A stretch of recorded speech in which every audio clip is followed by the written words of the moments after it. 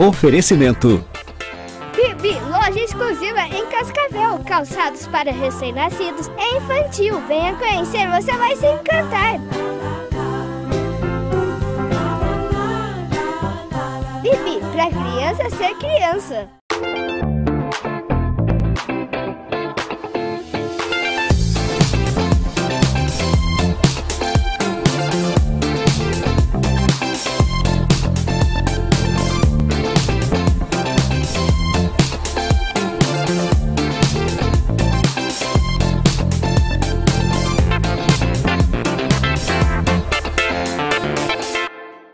Hoje o programa Formame está com uma convidada especial, a Maria, psicopedagoga, e vamos falar do assunto que é inclusão.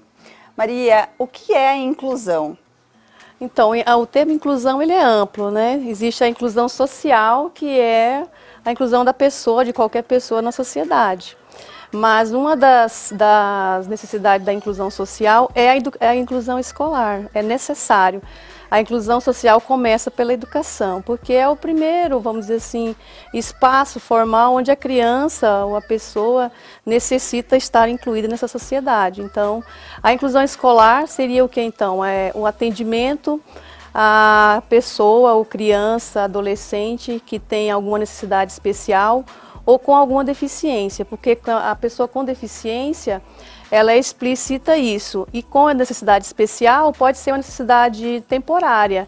Às vezes a pessoa está com um problema de saúde sério, alguma situação social, algum risco, isso também pode ser considerado uma inclusão. E a escola tem que se preparar, se organizar, planejar algumas ações, não que isso vai diferenciar todo o trabalho da escola, mas é necessário um olhar diferente, é necessário um planejamento com algumas ações específicas de acordo com essa necessidade. Mas deixa eu te perguntar, toda e qualquer escola, ela está, indiferente do profissional, ele ser habilitado ou não, apta para receber crianças especiais, porque a gente não vê todas as escolas trabalhando dentro de receber crianças especiais. Não são todas as escolas que recebem. Isso é uma questão mais cultural da escola mesmo, ou não? Todas deveriam receber, ou poderiam receber essas crianças especiais? Falando da escola daí, né? Na verdade, a inclusão, ela começa com a criança na escola. Se não tiver uma criança ou um aluno com necessidade, não tem inclusão. Se for pensar, qualquer espaço, assim, de forma geral, não estaria preparado para algumas situações. Então, qualquer escola, ela não pode negar um acesso a uma criança, uma matrícula. Nenhuma escola. Se a família, na verdade, hoje, pela legislação... Mas isso é em lei? Isso é em lei, legalmente, quem escolhe a escola é a família, e a criança, que hoje a gente até defende o fato da criança também poder escolher, né? Sim. Porque dependendo da idade, ela pode também escolher. Mas assim, legalmente, de 4 a 17 anos, a obrigatoriedade na escola brasileira, todas as crianças devem estar matriculadas numa escola regular.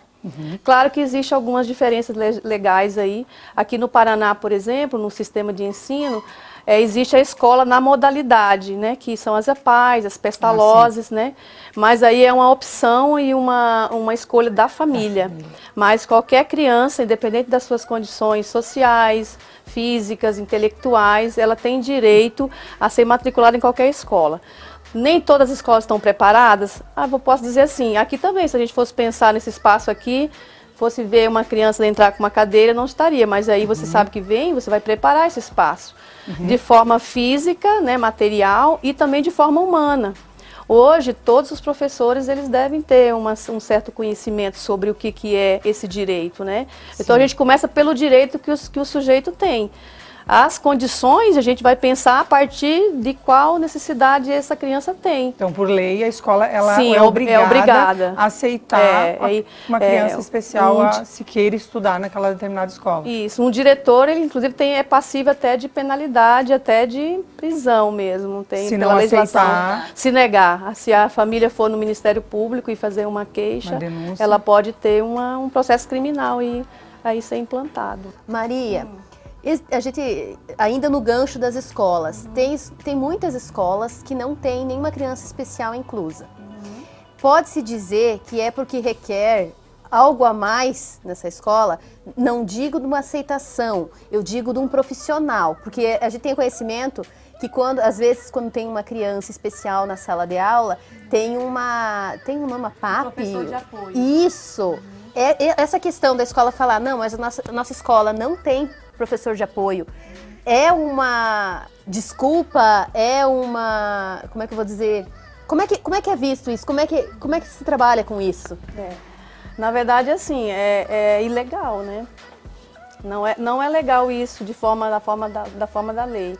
Então, o que eu penso é assim, as escolas que não têm pessoas, elas acabam no próprio processo, a família escolhe matricular naquela escola, por exemplo, sendo pública ou privada, não importa, porque todas as escolas fazem parte de um sistema legal.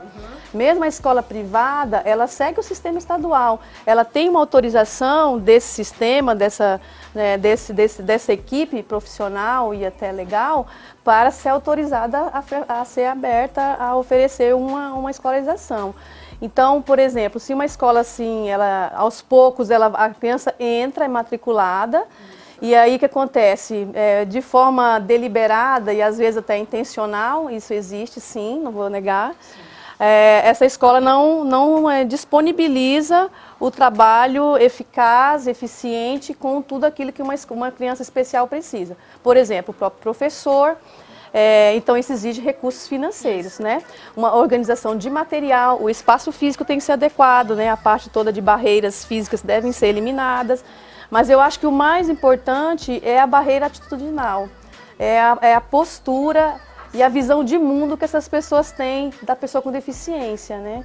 Então, quando se conhece o aluno e se realmente se propõe no seu projeto político-pedagógico, que todas as escolas têm que ter, mesmo as privadas, elas devem, pela legislação, constar como seria o atendimento se uma criança escolher estudar naquela escola. Então, o que você perguntou, ela pode acontecer sim, mas é mais atitude e é mais uma questão de concepção de mundo, de sociedade, de educação e de pessoa, de ser humano, né? Porque o trabalho com a criança com educação, com uma necessidade especial, ela deve ser igual às outras, só exige mais recursos.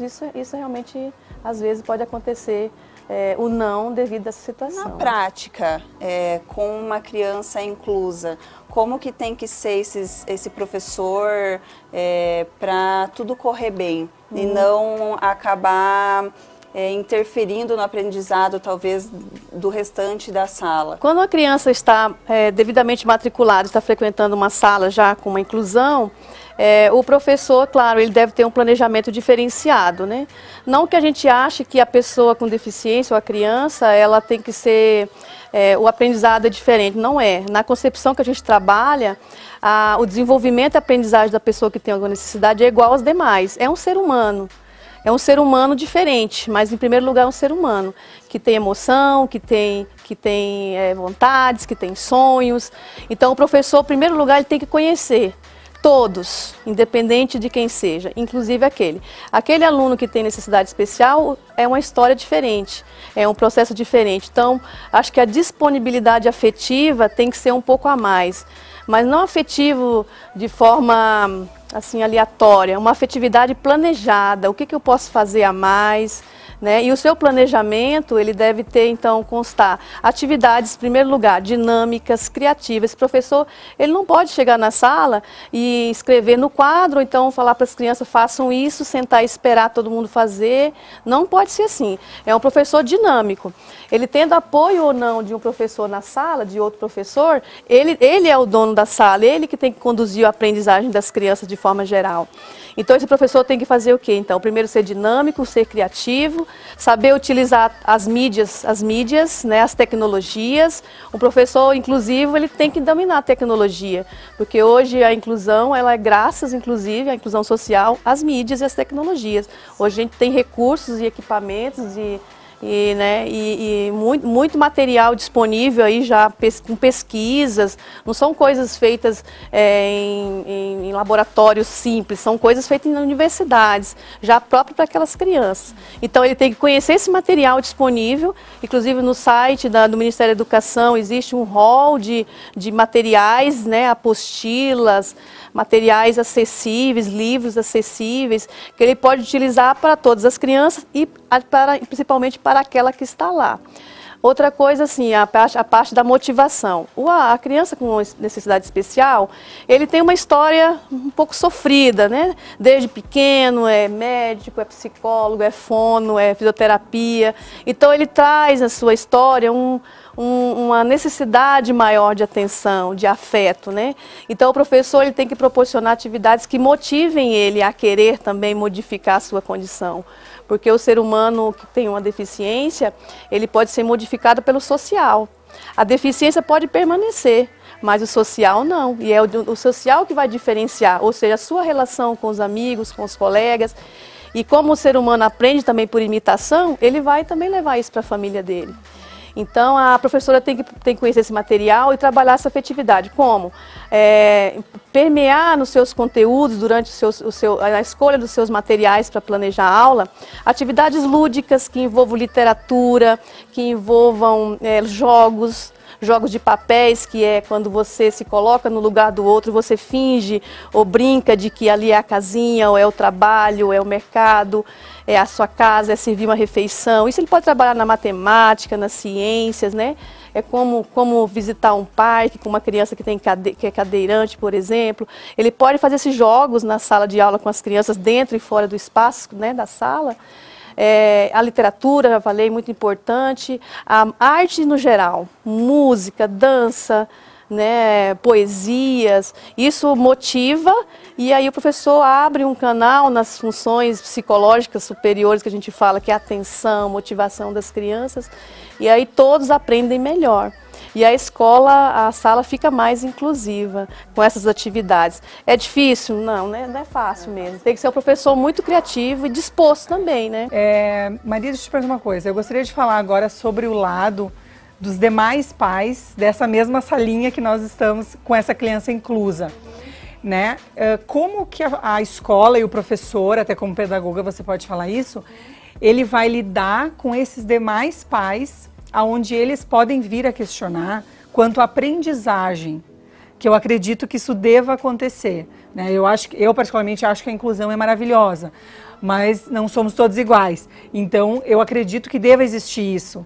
Como que o professor ou a escola, enfim, vai lidar com esses questionamentos desses demais pais? Então, essa situação realmente acontece e o trabalho que a escola deve fazer seria mais ou menos o mesmo que se faz com os alunos também quando tem essa sala. É feito um trabalho, então, de escuta. Você tem que ouvir. Eu acho que hoje falta muito você ouvir as pessoas, saber a história, conhecer.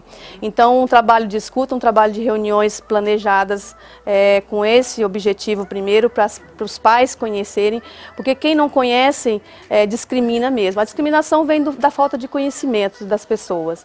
Qualquer forma de discriminação, né, ela é feita realmente da falta do conhecimento teórico, metodológico, inclusive de mundo, e de respeito, né, às pessoas. Principalmente isso. Então a gente faz o quê? Então, a gente faz reuniões de escuta dos pais, onde eles possam se encontrar, conversar, o outro conhecer a história. E assim, a gente geralmente promove palestra com pessoas da área da psicologia, depende qual é o caso, cada caso é um caso. Às vezes isso aí não é uma regra que você está falando. Eu acho que isso acontece mais em escolas privadas, né? Na escola pública, como a escola é pública e todos sabem que lá todos podem ter acesso, isso acontece menos. Não que não aconteça, isso às vezes acontece. Os pais reclamam, mas aí está dando atenção para o outro.